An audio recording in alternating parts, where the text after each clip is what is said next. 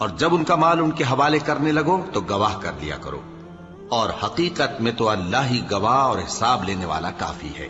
जो माल माँ बाप और रिश्तेदार छोड़ मरे, थोड़ा हो या बहुत, उसमें मर्दों का भी हिस्सा है और औरतों का भी।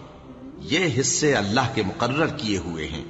और जब मीरास की तकसीम के वक्त गैर वारिस रिश्तेदार और यतीम और नादार लोग आ जाएं, तो उनको भी उसमें से कुछ दे दो और उनसे माकूल बात कहो। और ऐसे लोगों को डरना चाहिए जो ऐसी हालत में हों कि अपने बाद नन्हे नन्हे बच्चे छोड़ जाएं और उनको उनकी निस्बत खौफ हो कि हमारे मरने के बाद उन बेचारों का क्या होगा। बस चाहिए कि ये लोग अल्लाह से डरें और दुरुस्त बात कहें। जो लोग यतीमों का माल नाजायज तौर पर खाते हैं, वो अपने पेट में आग भरते हैं और जरूर दोज़ख में डाले जाएंगे। अल्लाह तुम्हारी औलाद के बारे में तुमको इरशाद फरमाता है कि एक लड़के का हिस्सा 2 लड़कियों के हिस्से के बराबर है।